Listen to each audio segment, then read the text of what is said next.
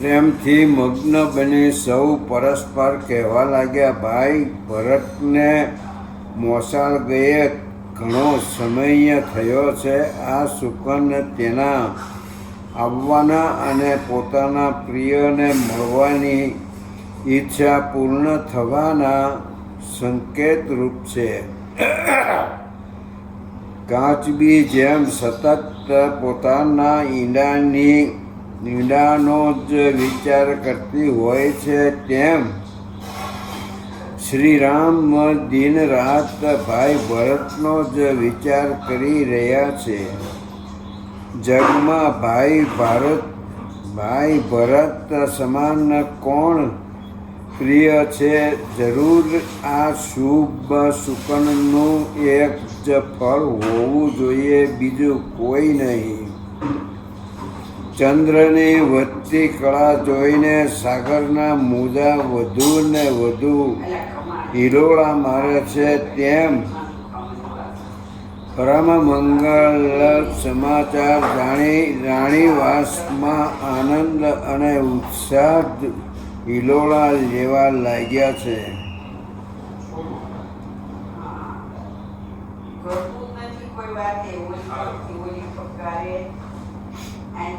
જેમણે સૌથી પહેલા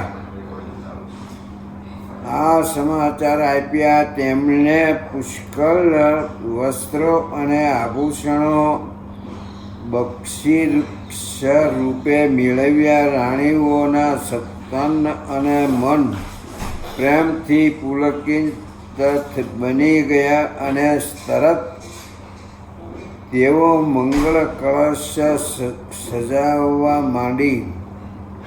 માતા સુમિત્રાજીએ સુંદર રીતે ચોક પૂર્યા અને વિવિધ ભાતની મણીઓ વડે શણગાર્યા. માતા કૌશલ્યાજી આનંદથી ઘેલા થઈ ગયા અને બ્રાહ્મણોને બોલાવીને તેમણે પુષ્કળ દાન આપ્યા.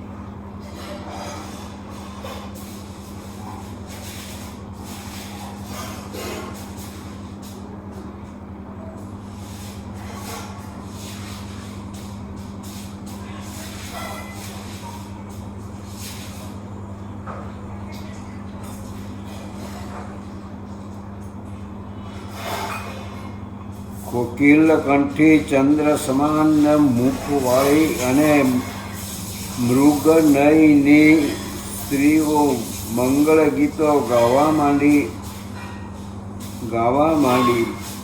શ્રીરામના રાજ્યાભિષેકના સમાચાર જાણી નર નારીઓના હૈયે હર્ષ સમાતો નથી. બધી રીતે અનુકૂળતા વિચારી સૌ સુમંગલ શરણાઈ સજવા લાગ્યા. ત્યારે રાજાજીએ મુનિવર વશિષ્ઠજીને બોલાવ્યા અને જરૂરી શિખામણો આપવા તેમને શ્રીરામનો મહેલે મોકલ્યા. ગુરુજીના આગમનની વાત જાણી શ્રીરામ દ્વારે આવ્યા અને મસ્તક નમાવી પ્રણામ કર્યા. સાદર અધૈર્ય આપીને શ્રી રામ તેમને મહેલમાં લાવ્યા. પછી સૌએ 16 પ્રકારે તેમની પૂજા કરી, સન્માન આપ્યું. સીતાજીએ પણ તેમના ચરણ લીધા. કમળ જેવા સુંદર બંને હાથ જોડી શ્રી રામ નમ્ર ભાવે બધા સેવકના ઘેર. સ્વામીનું આગમન એ મંગળના મૂળ સમાન અને અમંગળને નષ્ટ કરનારું છે. છતાં કામ માટે સ્વામીએ સેવકને જ બોલાવવો જોઈએ યા સેવકે જ સ્વામી પાસે જવું જોઈએ? હે નાથ, એ જ યોગ્ય કહેવાય. હે પ્રભુ, આપે મોટાઈ ત્યજીને મારી પર પ્રેમ વરસાવ્યો છે. તેથી મારું ઘર આજે પાવન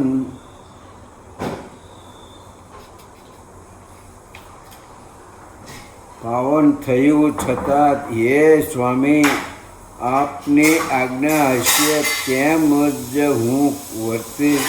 આપ જાણો છો, સ્વામીની સેવામાં જ સેવકનું હિત વસે છે. શ્રીરામના પ્રેમ ભર્યા વચનો સાંભળી શ્રી મુનિવર બોલ્યા, તમે સાથે જ સૂર્યવંશના ભૂષણ છો. તમારી વાણી આવી જ હોય. શ્રીરામના ગુણ, શીલ અને સ્વભાવના વખાણ કરતા પુલકિત હૃદયે મુનિરાજે કહ્યું, રાજાજીએ તમારા રાજ્યાભિષેકની તૈયારી કરી દીધી છે. તમને સૌ રાજપદ આપવા ચાહે છે. માટે હે રામ, વિધાતા વધુ હેમખેમ પાડે કોઈ તકલીફ ન ઊભી થાય તે માટે તમે આજે સર્વ સંયમ ધારણ કરો. આવી શિખામણ આપી ગુરુજી રાજા પાસે ગયા. ગુરુજીની વાત સાંભળી શ્રી રામજીનું મન ચગડોળ ચડ્યું. તેમના મનમાં પ્રશ્ન ઉઠ્યો, અમે બધા ભાઈઓ સાથે જન્મ્યા, સાથે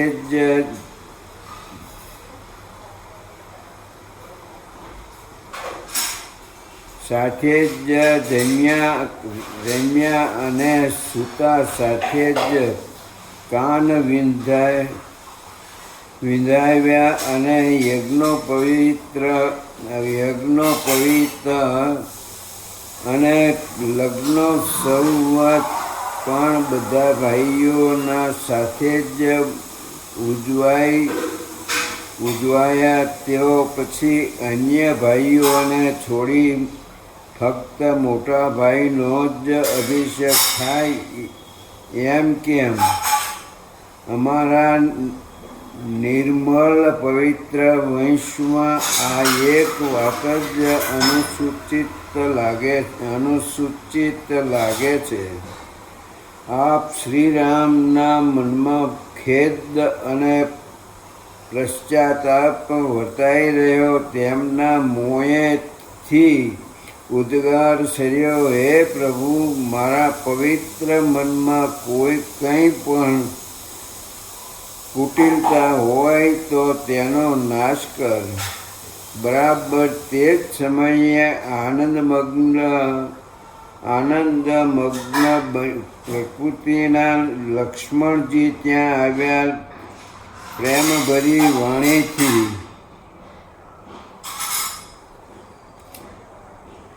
રઘુકુળના ચંદ્ર સમાન શ્રી રામે તેમનું સન્માન કરી આવકાર આપ્યો. નગરજનોનો આનંદ અપાર છે. જાત જાતના વાજિંત્રો વાગી રહ્યા છે. સૌ કોઈ ભરતજીના આગમનની રાહ જોઈ રહ્યા છે. તેમના દર્શનનો લાભ લેવા સૌની આંખો અધીરી બની છે.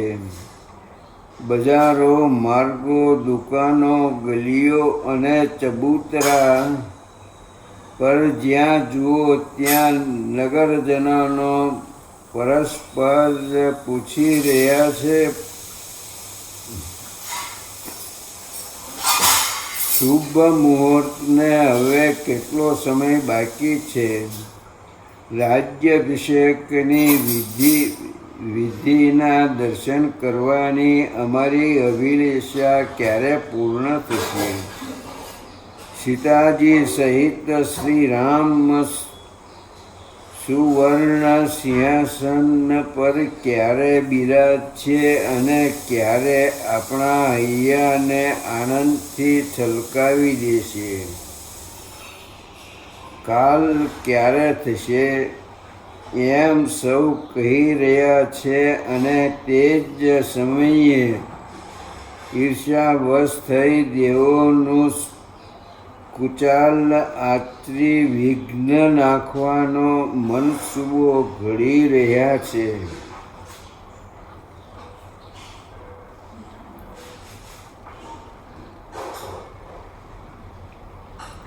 ચોરને ચાંદની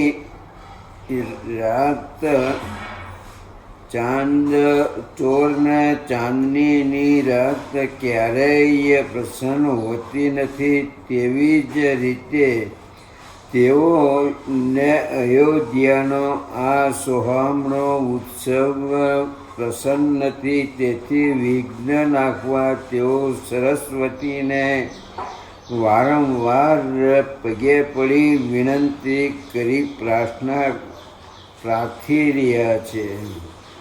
હે સરસ્વતી માં, અમારા માથે મોટી આપત્તિ આવી પડી છે. તેથી આપ એવું કંઈક ગોઠવો કે જેથી રાજ્ય તજી શ્રી રામ વનમાં જાય અને જેથી અમારા દેવોના બધા કાર્યો સિદ્ધ થાય.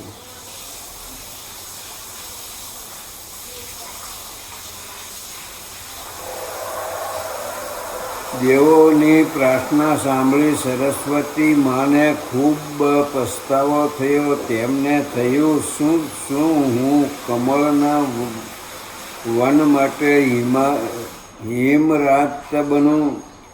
તેમને આમ દુઃખી થતા જાણી દેવો બોલ્યા, હે માતાજી, એવી આપને જરાય દોષ નહીં લાગે તેની અમને ખાતરી છે. જવાબમાં સરસ્વતીએ કહ્યું, રામનો પ્રભાવ તમે જાણો છો. તેઓ સુખ દુઃખથી પર છે. જીવ પોતાના કર્માનુસાર સુખ દુઃખ ભોગવે છે. માટે દેવોની ભલાઈ માટે આપ અયોધ્યા જાઓ.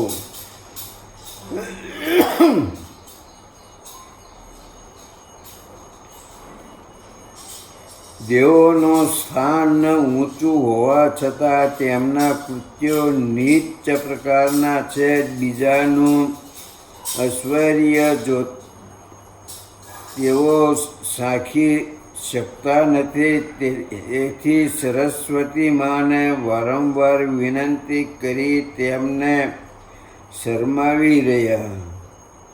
આગળના કાર્યક્રમમાં ગોઠવી શુભ્ન કવિજનો પોતાની પ્રશંસા કરશે તેમ વિચારી આનંદિત હૃદયે સરસ્વતીજી અયોધ્યા આવ્યા અને સૌને માટે જાણે દુર્દશા અને દુઃખદાયક ગ્રહનું આગમન થયું. રાણી કૈકેયીના મહેલમાં મંથરા નામની દુષ્ટ અને મંદ બુદ્ધિની દાસી છે. માં સરસ્વતીજીએ તેની દુષ્ટ બુદ્ધિને સતેજ અને સક્રિય બનાવી, તેને અપયશનું હથિયાર બનાવ્યું અને પછી તેની એવી રીતે મતિ ફેર કરીને ચાલ્યા ગયા. વાજિંત્રોના સુમંગળ અને મધુર અવાજો સંભળાવવા માંડ્યા. આખી નગરીને શણગારેલી જોઈને દાસી મંથરાએ લોકોને પૂછ્યું, આ શાનો ઉત્સવ છે?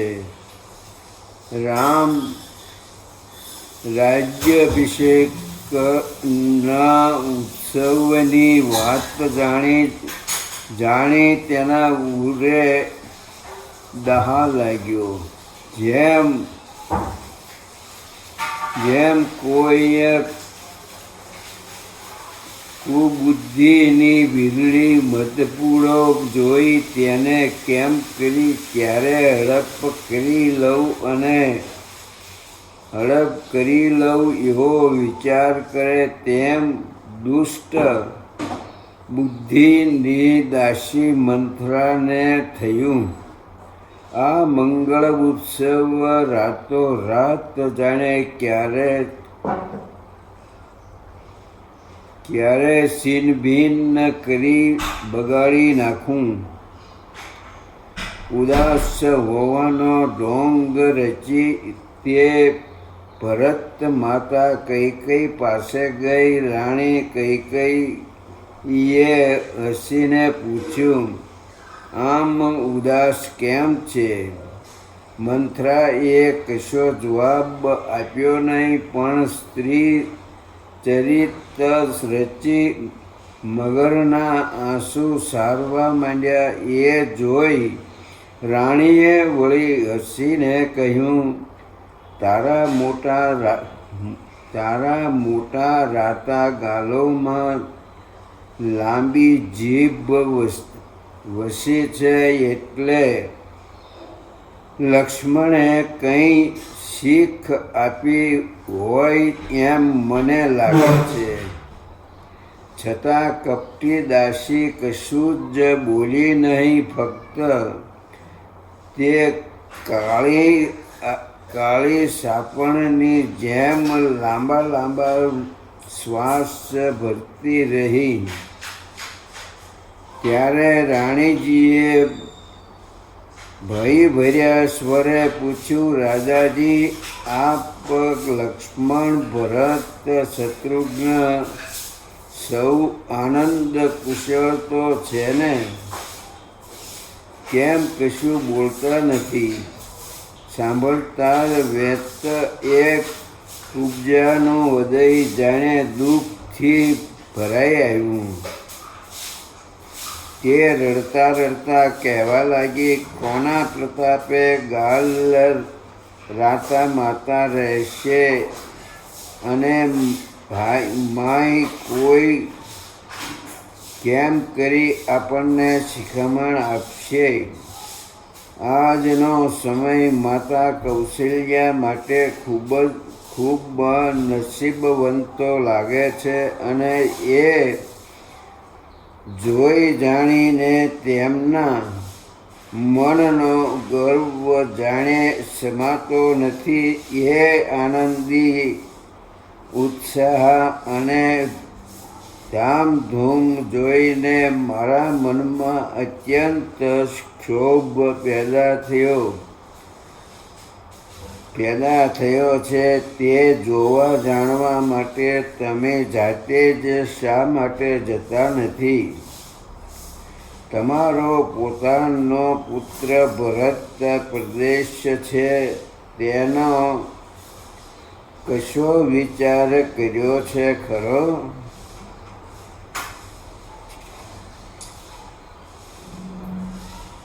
સ્વામી નાથ જાણે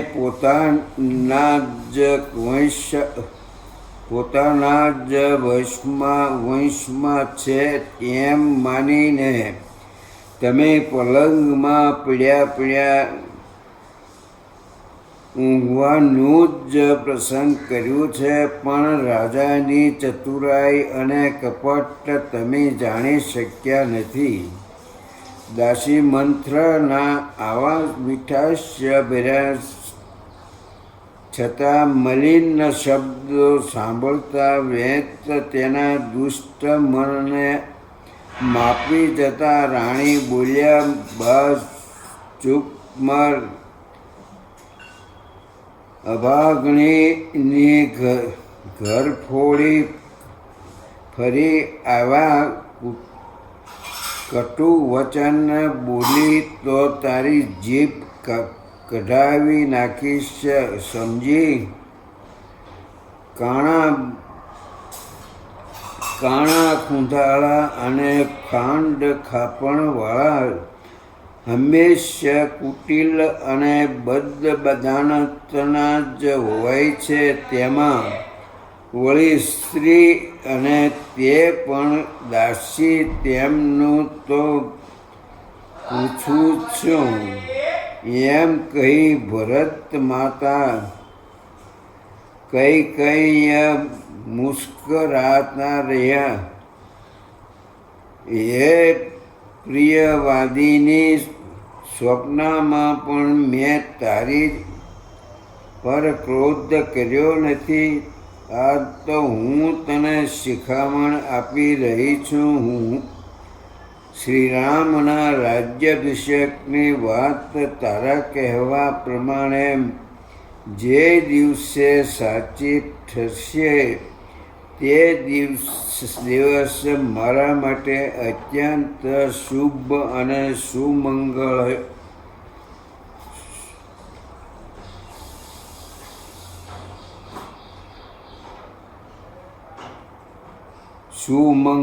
હશે.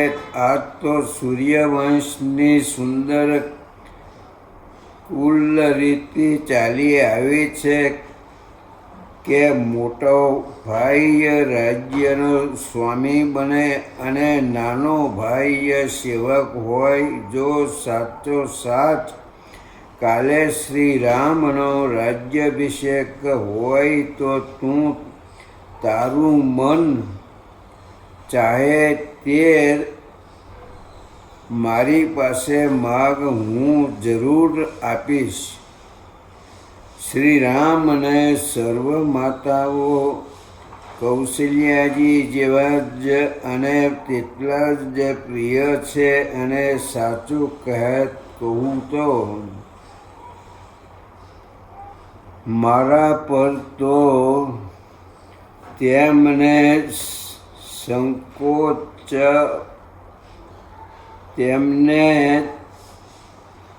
સવિશેષ પ્રેમ છે. એ મેં તેમને પ્રીતિ પરીક્ષા કરી જોઈ છે. હે પ્રભુ, જન્મ આપી કૃપા કરો તો એવી કૃપા કરો જેથી સીતારામ જેવા પુત્ર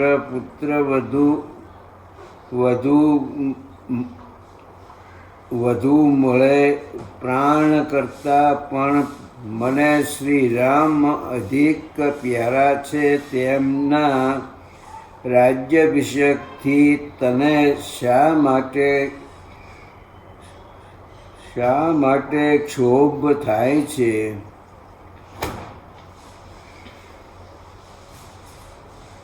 વિસ્મય બનાવ. શું છળકપટ તજીને સત્ય વાત મને કહે? આવા હલ્લોલાસભર્યા પ્રસંગને તું શા માટે વિષયમય બનાવવા ચાહે છે? તને મારા ભરતના સોગંદ છે, સાચું બોલ.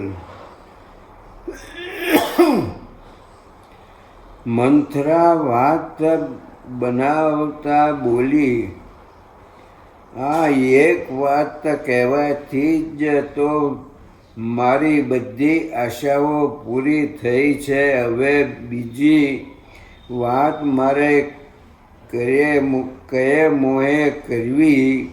હું ખરે જ અભાગણી રહી છું. સાચું કહેવા જતાં આપને દુઃખ થયું. તમને મનગમતી મોટી ખોટી અને બનાવટી વાતો કહે તે જ ગમે. હે માય, હવે હું પણ તમને મનગમતી જ વાતો કરીશ, નહીં તો દિન રાત મૂંગી બની રહીશ. વળી આગળ કહ્યું, વિધાતાએ મને કદરૂપી બનાવી પરવરિશ કરી છે. જેવું વાવીએ તેવું લણીએ દીધું હોય તેવું મળે. કોઈ રૂપ અને તેમાં મને શ્રી હાનિ હોઈ શકે. હવે હું દાસી બનીને રાણી તો નથી થવાની. દેવી માયાની ભ્રષ્ટ થયેલી બુદ્ધિવાળી મંથરાની ગૂઢ અને કપટભરી વાણી સાંભળી અધીર મનની રાણી કૈકેયી તેને પોતાની હિતેચ્છુ માની બેઠી અને વિશ્વાસ કરવા લાગી.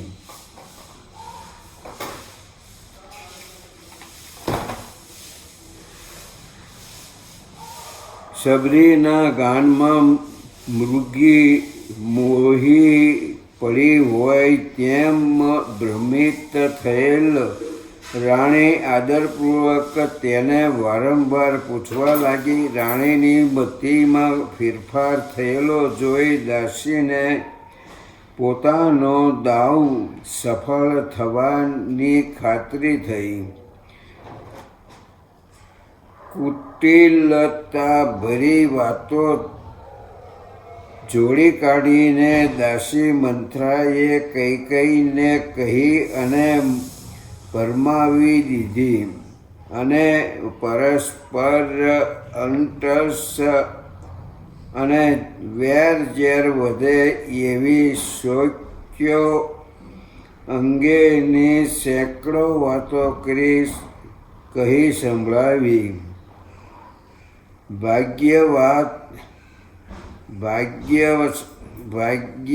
ભાગ્યવશાત રાણી કૈકેયીના હૃદયમાં મંથરા વિશે દૃઢ વિશ્વાસ પેદા થયો. એથી સોગંદ આપી તે પૂછવા લાગી. ત્યારે દાસી મંથરા બોલી, હજી સમજણ નથી પડી કે આમ પૂછપરછ કરો છો? કશું પણ પોતાનું અહિત તો સમજે છે. શહેર શણગારવાની અને અન્ય અનેક પ્રકારની તૈયારી છેલ્લા 15 દિવસથી ચાલી રહી છે. પણ તમને તો આજે અને તે પણ મારી મારફત એની જાણ થઈ. તમારું જ હું ખાઉં પીવું અને પહેરું ઓઢું છું. હું તમારા આશરે જ રહું છું. તેથી તમને સાચું કહેવામાં હું કશો દોષ જોતી નથી. ઉપજાવી કાઢીને કશું ખોટું કહું તો વિધાતા મને સજા કરવાની જ શ્રી રામ અને કાલે રાજતિલક થશે તો વિધાતા એ તમારા માટે વિપત્તિના બીજ વાવ્યા છે એમ નક્કી માનજો. એ રાણી, તમારા હિતની આ વાત ભવર ખેંચીને ભારપૂર્વક તમને કહું છું. પછી તો તમે આ મહેલમાં દૂધમાં પડેલી માખી સમાન બન્યા સમજો. પુત્ર સહિત સેવા ચાકરી કરશો તો જ ઘરમાં રહી શકશો. એ સિવાય બીજો કશો ઉપાય નહીં હશે.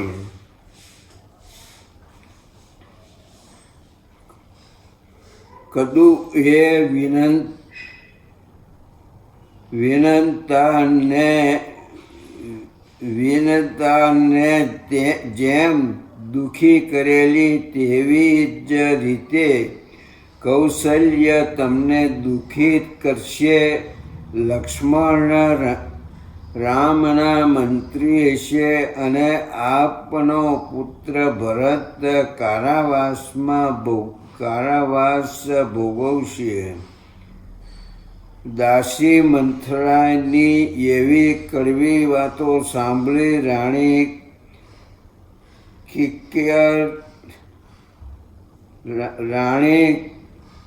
કઈ તરવ્ય મૂંઢ બની ગઈ. કંઈ કંઠ સુકાઈ ગયો અને કશું બોલી શક્યા નહીં. શરીરે પરસેવો આવી ગયો અને કેળની માફક કંપવા લાગી. તેમની આવી દશા જોઈ ખૂંધી દાસી મંથરાને પોતાની બાજી સફળ થતી લાગી. એથી મનોમન આનંદિત થઈ દાંતો વચ્ચે પોતાની જીભ દબાવી દીધી અને પછી થોડી ખામોશી વર્તી બીજી અનેક વાતો સંભળાવીને રાણીને ભ્રમિત કરી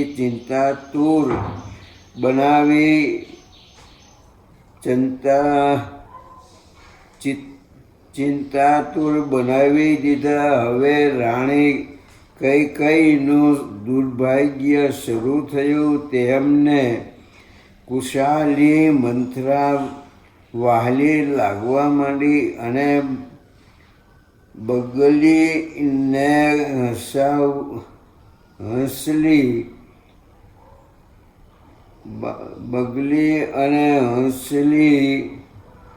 હંસળી માની તેની પ્રશંસા કરવા લાગી. તમે મને ઘર ફોડી કહો છો એમ કહી દાસી મંથરાએ બધી જ યુક્તિઓ લગાવી રાણીને વિશ્વાસમાં લીધા અને અયોધ્યાની અવદશા શરૂ થઈ. દાસીએ આગળ ચલાવ્યું, હે રાણી, તમારા કહેવા પ્રમાણે તમને રામ અને સીતા ખૂબ વહાલા છે અને રામ પણ તમો ખૂબ પ્રિય છો. એ વાત ભલે હું માની લઉં છું, પણ હવે મારી વાત ધ્યાનથી સાંભળો. એ વાત હવે ભૂતકાળની થઈ ગઈ. એ દિવસો હવે ગયા. સમય બદલાવાનો. મિત્ર પણ દુશ્મન બની જાય છે.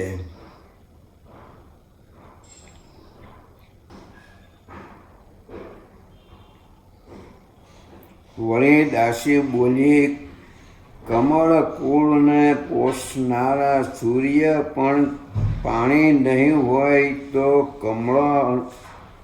કમળોનો નાશ કરે છે, તેવી જ રીતે તમારી શોક્ય અને રાજા દશરથ પણ તમારી જડ ઉખેડી નાખવા માગે છે. માટે યોગ્ય ઉપાય વિચારો અને કરો, જેથી તમને તેમના પ્રયત્નો નિષ્ફળ નીવડે.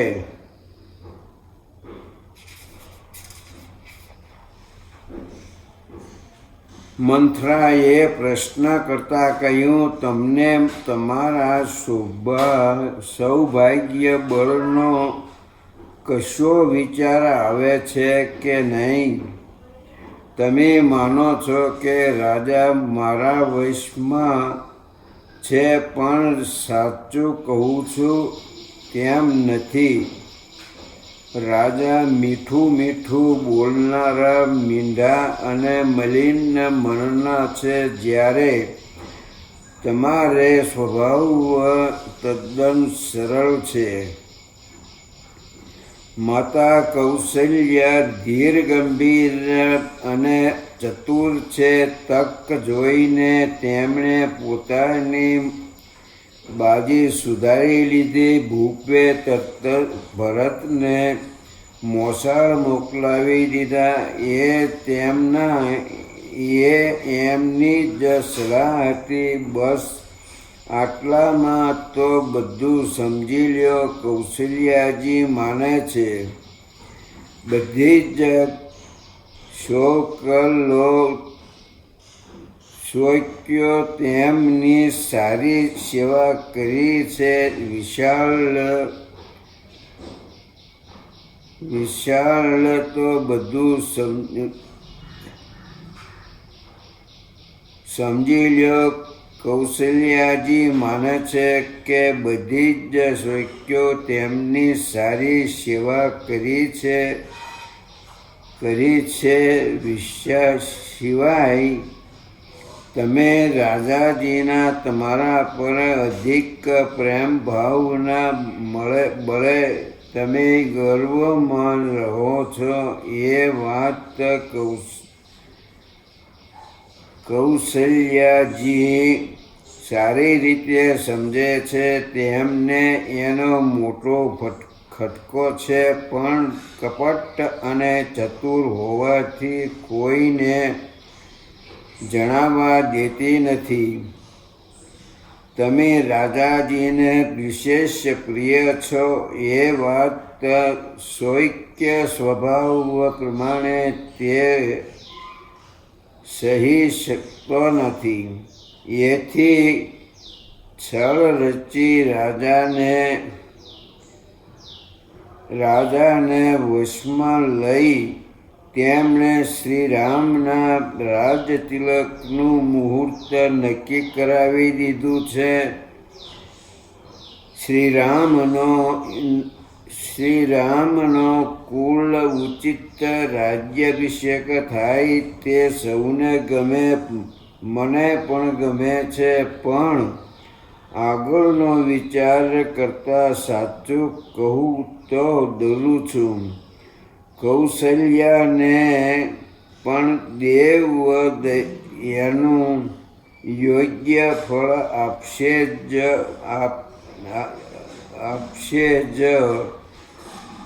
આમ કહી મંથરાએ કૈકેયીને આખી પરિસ્થિતિ સમજાવી.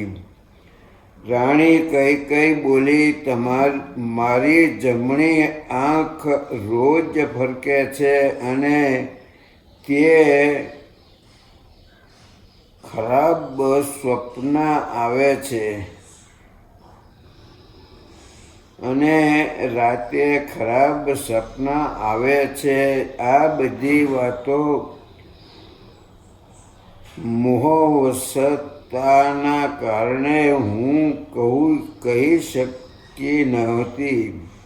પણ હવે મને લાગે છે કે મંથરા, કે તારી વાત બિલકુલ સાચી છે.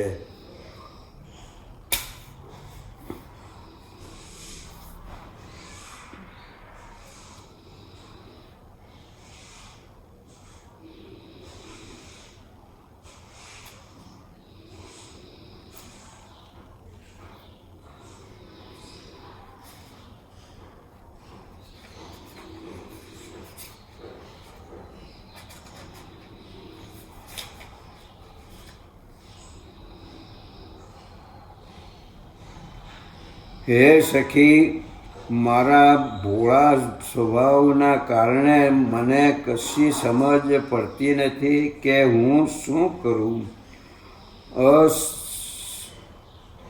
અસહાય સ્તરે રાણી બોલ્યા, મારું ચાલ્યું ત્યાં સુધી મેં સૌનું ભલું કર્યું છે, કોઈનું અહિત કર્યું નથી. છતાં કોણ જાણે મેં કયા પાપો કર્યા કે મને આવું અસહ્ય દુઃખ આવ્યું.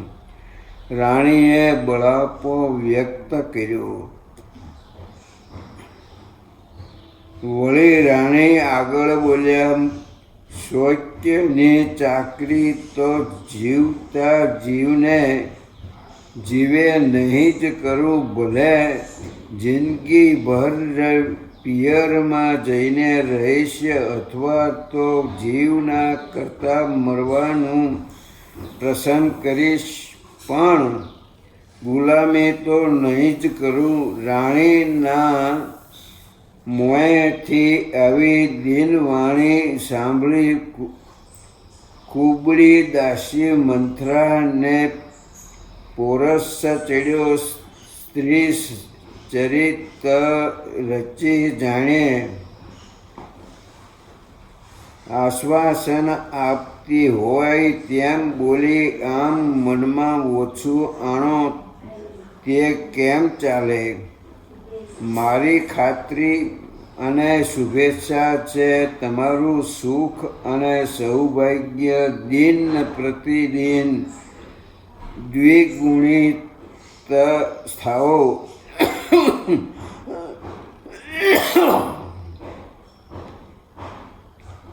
કુબડી દાસી બોલી, આપનું અહિત ઈચ્છું છે, આપનું અહિત ઈચ્છ્યું છે તેને જ એનું ફળ ભોગવવાનો વારો આવશે. હે સ્વામીની, આવી કુમતીની વાત મેં જાણી છે ત્યારે મારી ભૂખ પણ મરી ગઈ છે અને રાતભરની ઊંઘ પણ ઉડી ગઈ છે. મેં ગુણીજન જ્યોતિષાચાર્યને પૂછી જોયું છે. તેમણે રેખા જોઈને કહ્યું, ભરત રાજા થશે. એ નરી સત્ય હકીકત છે. રાજાજી તો તમારા વશ કાબૂમાં છે જ. માટે હે ભામિની, હવે તમે કહો તો એનો ઉપાય બતાવું.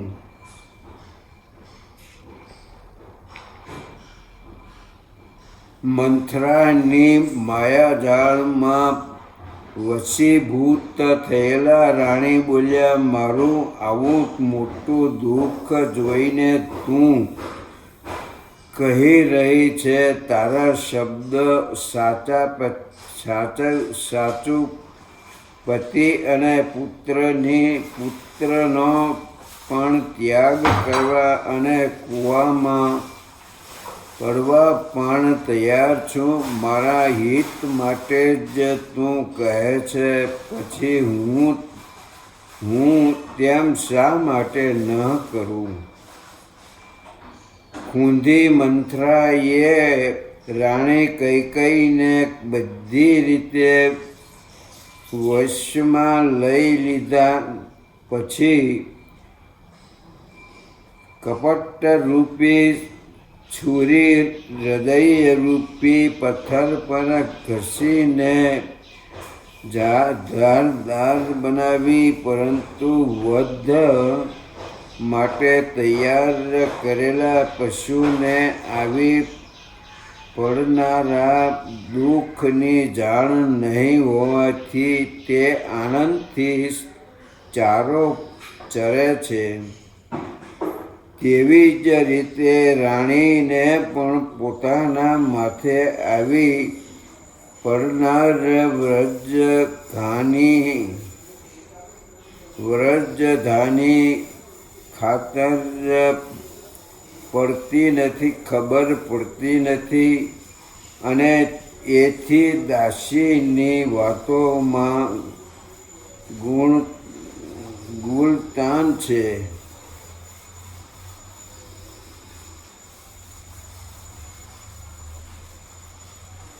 મંથરાની વાત સાંભળવામાં મૃદુ અને મીઠાશ ભર્યા હોવા છતાંય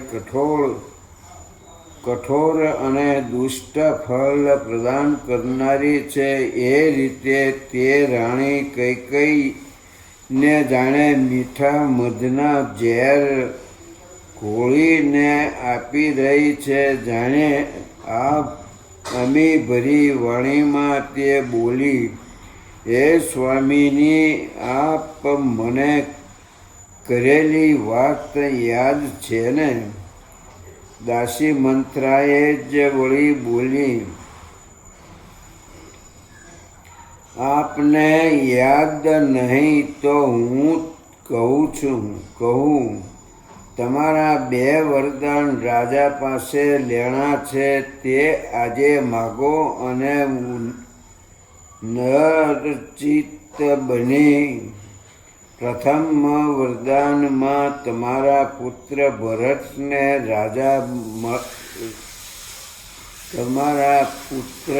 રાજ્ય મળે, અને બીજા વરદાનમાં રામને વનવાસ મળે.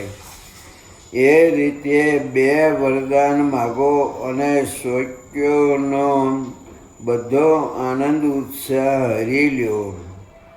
પહેલા રાજા પાસે રામના સોગંદ લેવડાવજો અને પછી જ વરદાન માગજો, જેથી રાજા વચન ફેર નહીં કરે.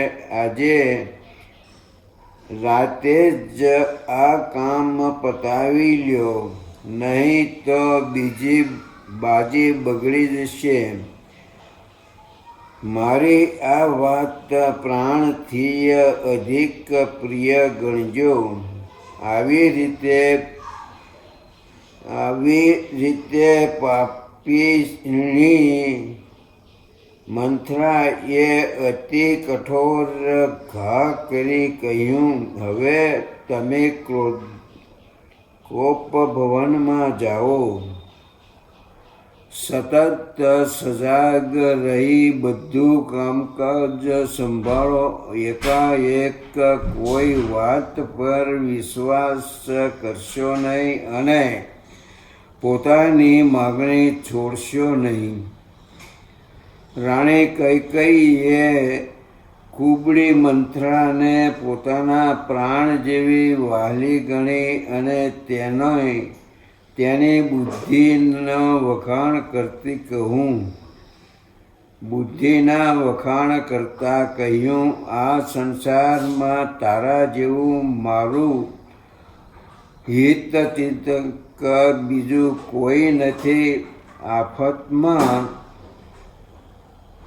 તણાઈ જવાના સમયે તું મારો આધાર બની છે.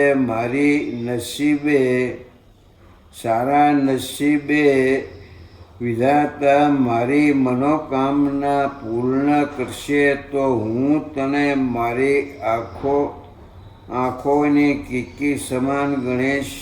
અને અનેક રીતે મંથરાને આદર આપી રાણી કોપભવન તરફ ગયા.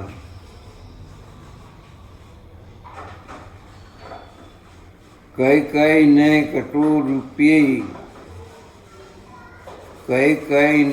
કબૂદી રૂપી જમીનમાં આફત રૂપી બી વવાયા.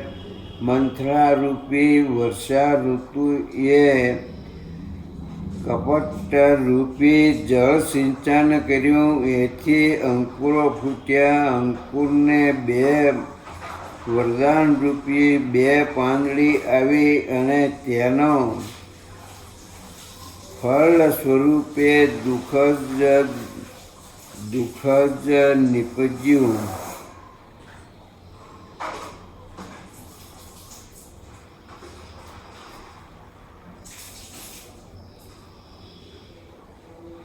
કોપ ભવનમાં જઈને રાણી કૈકેયી પોતાની કુમતિથી પોતે જ હતપ્રાય બની ગઈ હોય તેમ ક્રોધનો રાજ સજીને આડી પડી ગઈ.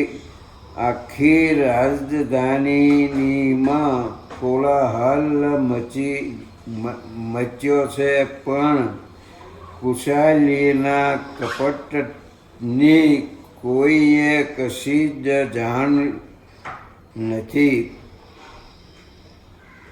રાજ દરબારમાં ખૂબ ભીડ જામે છે. કોઈ અંદર આવે તો કોઈ બહાર જાય છે. સર્વત્ર ચહલ પહલ મચી છે અને નગરના આનંદિત નર નારીઓ માંગલિક સાજ સજી રહ્યા છે.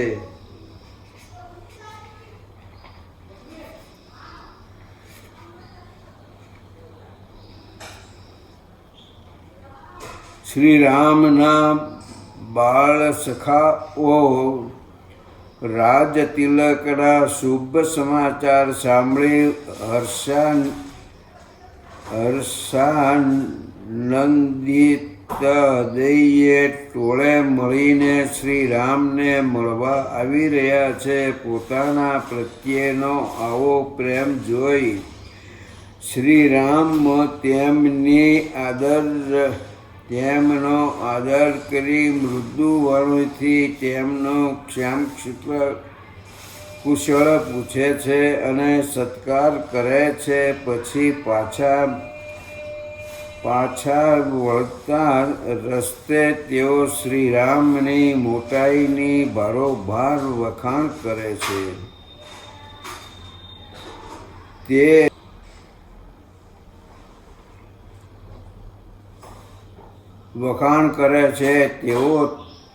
તેઓને થાય છે શીલ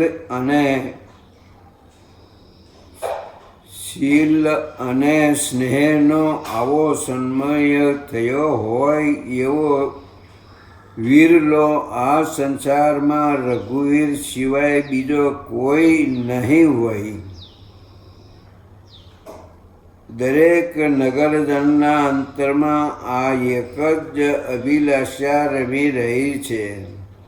હે પ્રભુ, અમારા કર્માનુસાર અમને જે યોનિમાં જન્મ આપે ત્યાં સીતાપતિ શ્રી રામ અમારા સ્વામી હોય અને અમે તેના સેવક હોઈએ અને અમારો એવો સંબંધ સદા કાળમાં હોય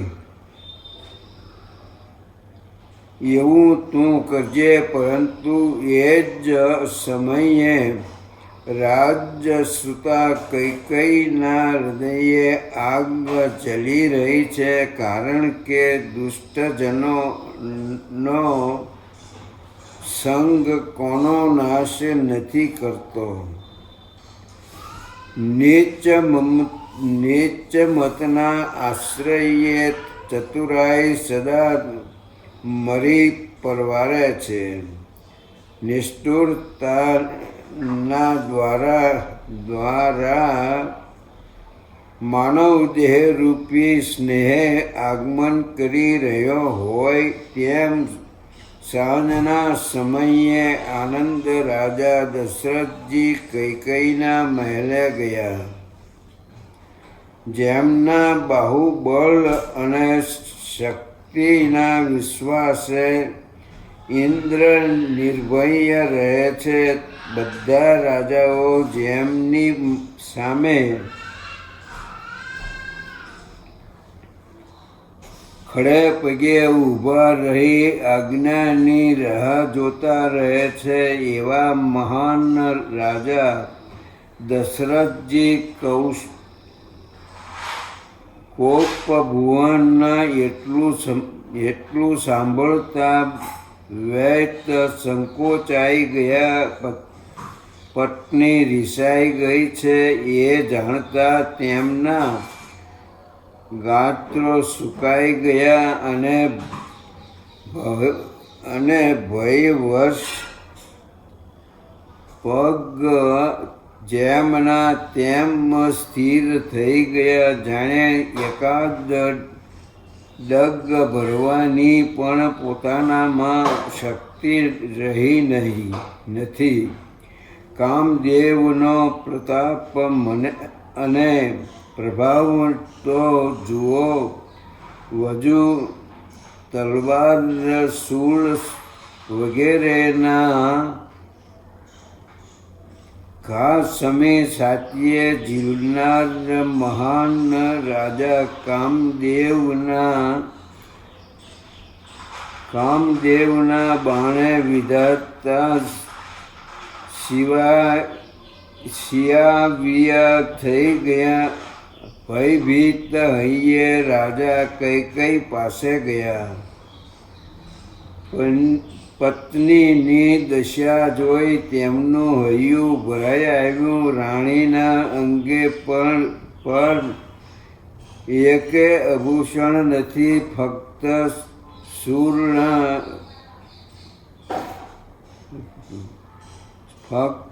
ચૂર્ણ અને જાડું વસ્ત્ર પહેરેલું છે અને જમીન પર સૂતા છે.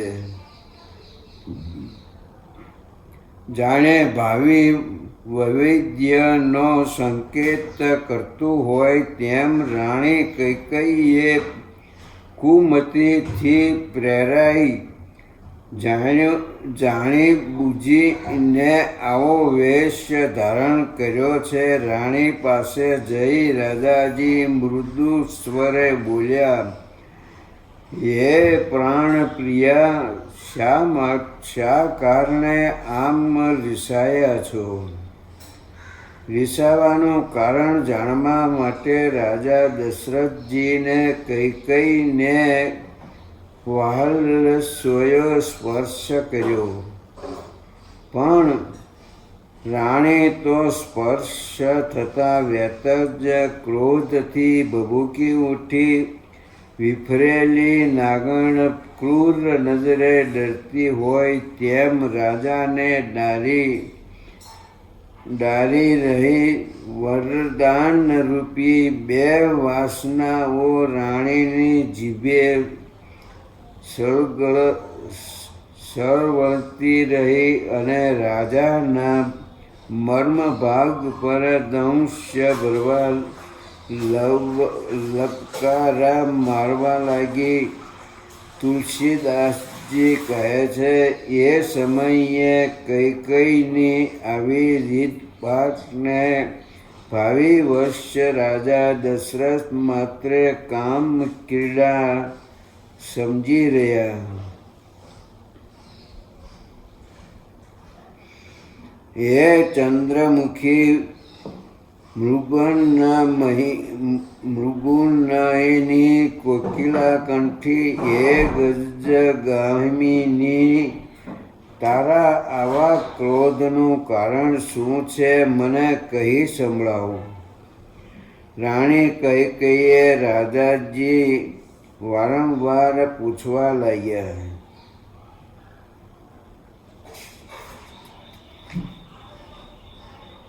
હે પ્રિયા, કોણે તારું અહિત કર્યું છે? કયા રંકને તારે રાજા બનાવવો છે?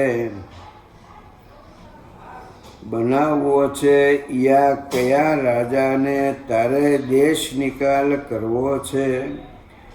યા કોણ એ દ્વિમસ્તકધારી છે જેને યમ ઉઠાવી લેવા ચાહે છે? કહે, તને શાનું દુઃખ છે? દેવ જાણે. દેવ પણ જો તારા દુશ્મન હોય તો તેને પણ ખતમ કરી દઉં તો આજ બિચારા નર નારી તો માટે મારા માટે મંગળ તારા સમાન છે, ચંદ્ર સમાન સુખકર મુખાર વિંદ જેવાય. અરે મારું મન તરસી રહ્યું છે. હે પ્રાણ પ્રિયા, મારી પ્રજા, મારા સેવકો, મારા પુત્રો, મારા પ્રાણ, અરે મારું સ્વતંત્ર સર્વસ્વ તારા વશમાં છે. દિલમાં કંઈક કપટ રાખીને કહે તો હોવ તો મને મારા રામના સોગંદ છે. મારો સ્વભાવ તું જાણે છે. હે ભામિની, કહે શું થયું છે? રાજા દશરથજી આર્દ સ્વરે બોલ્યા, તારે મનગમતું જે કંઈ જોઈતું હોય તે મારી પાસે માગી લે, પણ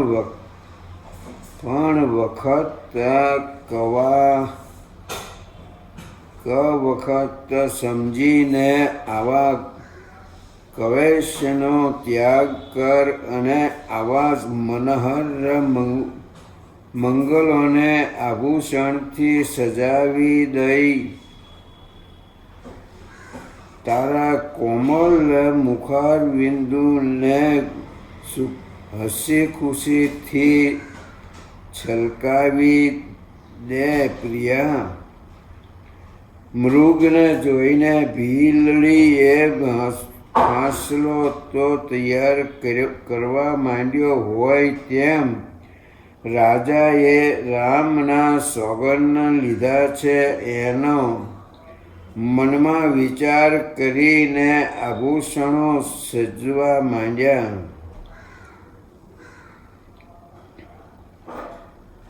કઈને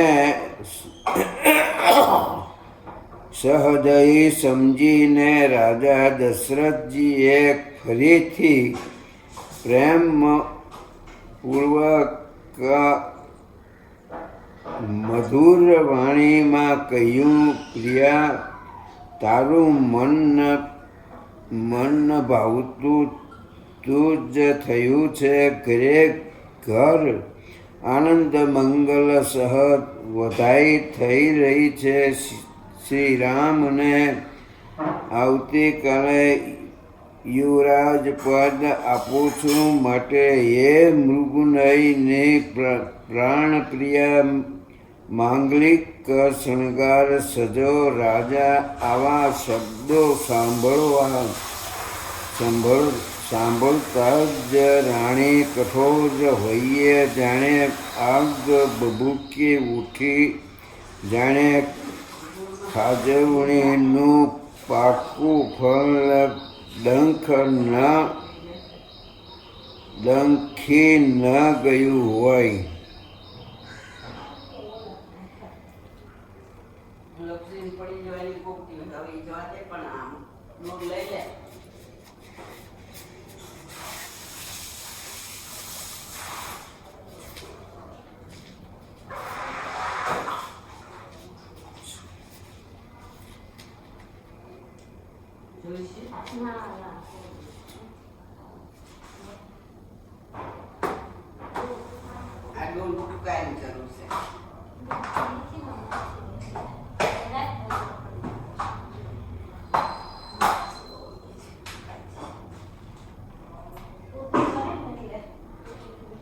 ચોર પત્ની પોતાના પતિ મૃત્યુ ટાણે પણ જાહેરમાં રોતી નથી. તેવી જ રીતે રાણીઓએ હૈયું જલી રહ્યું હોવા છતાં મોં પણ હાસ્ય લાવી દીધું.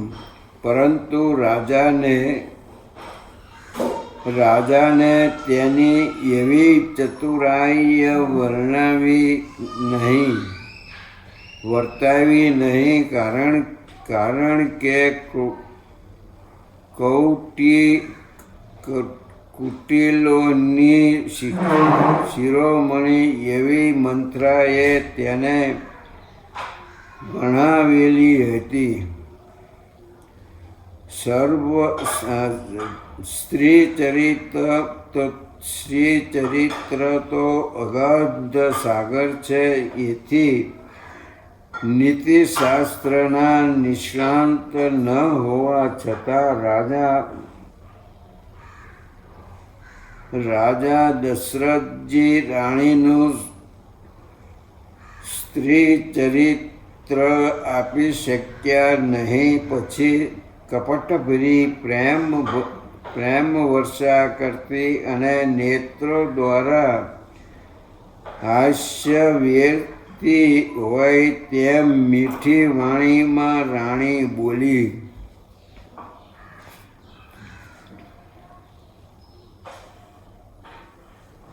હે પ્રિયતમ, તમે હર હંમેશા માગ એમ કહો છો, પણ ક્યારેય કશું માગવા દેતા નથી. આપે આપેલા 2 વરદાન પણ હજી પણ માગ્યા જ રહ્યા છે. એ પણ મળશે કે કેમ તેની મને શંકા રહે છે. રાણીની ઈચ્છા જાણી રાજા હસતા હસતા બોલ્યા, હું તારો અર્થ સમજી ગયો. રીસાવાનું તમને પરમ પ્રિય છે. મેં તને આપેલા 2 વચનો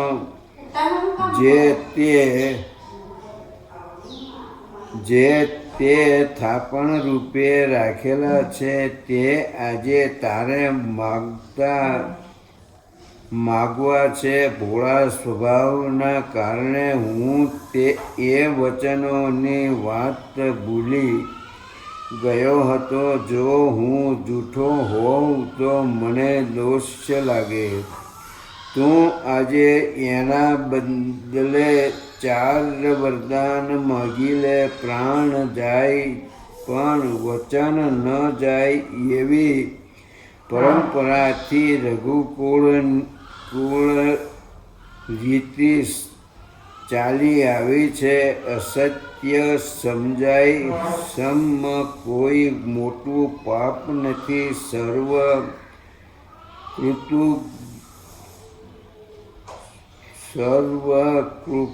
સુકૃત્યોનું મૂળ સત્ય છે. આ વાત પુરાણો વેદોમાં છે અને મનુએ પણ ગાયેલી છે.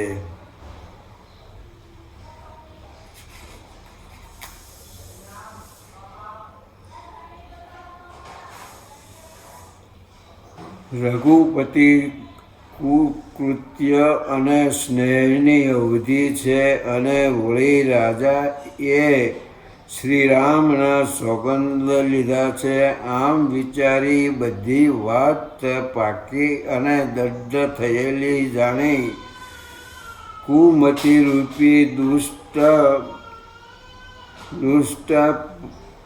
પક્ષીને બાજને છોડવા તેની આંખો પરની ટોપી ખોલી નાખવામાં આવે છે, તેમ પોતાના પરના સર્વ આવરણને ખોલી નાખી દુષ્ટ રાણી સ્વાર્થભર્યું ખંદુ હાસ્ય કરતી બોલી, રાજાના મનોરથથી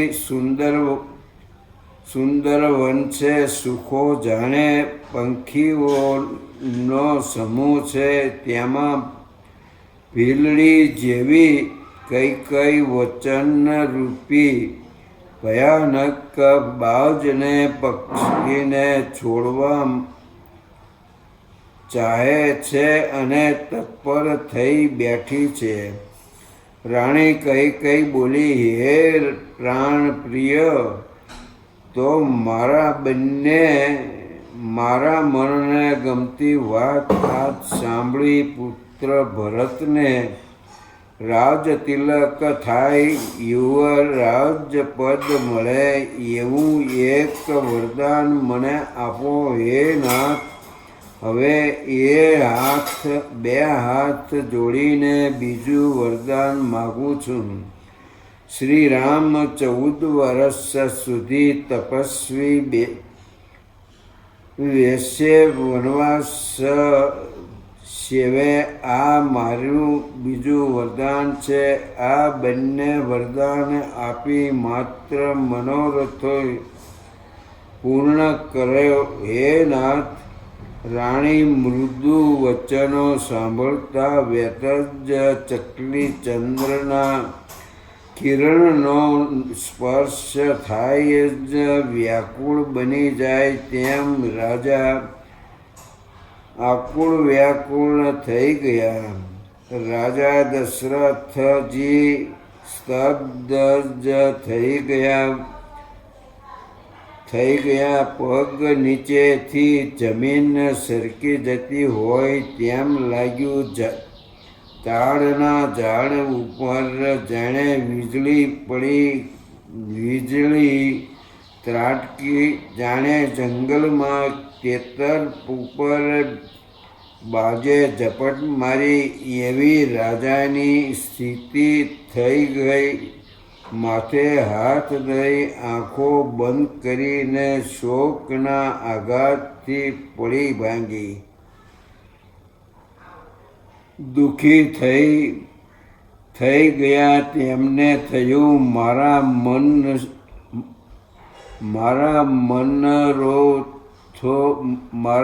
મનરથો પૂરા રથો રૂપી કલ્પવૃક્ષને ફૂલો બેઠા, પણ હવે તે ફળે તે પહેલાં જ રાણી રૂપી હાથણીએ તેને જળમૂળથી ઉખેડી ફેંકી દીધો. રાણી કૈકેયીએ આમ આફતની સજ્જડ અને પાકી જળ નાખી આખી અયોધ્યા નગરીને વેરાન ઉજ્જડ કરી નાખી. યોગનું સુફળ મળવાની શુભ ઘડી આવી પહોંચી હોય અને ત્યારે જ એકાએક તેનો અવિદ્યાથી નાશ થઈ જાય તેમ કેવો અનેરો શુભ અવસર હતો. અને જરા વારમાં શું થયું. રાજા દશરથજીને મનોમન આમ મૂંઝાતા જોઈ દુષ્ટ કૈકેયી વ્રજ સમો ઘા કરતી બોલી, ભરત શું તમારો પુત્ર નથી? શું હું તમારી પત્ની નથી? શું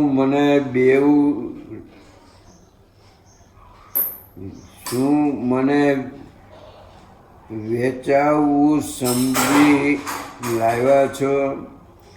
રાણી આગળ બોલી, મારી માગણી સાંભળી તીર વાગતા જેવી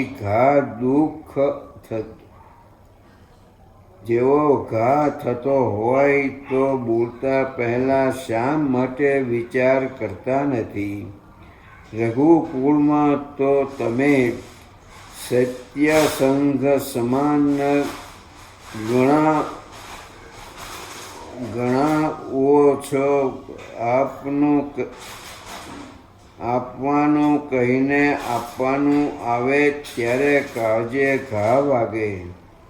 સત્યનું પાલન ન કરો અને જગમાં અપયશ લ્યો. સત્યનો યશ ગાઈને વરદાન આપેલા ત્યારે શું તમે એમ જ માનેલું કે હું જાણે સિંગ ચણા જ માગીશ?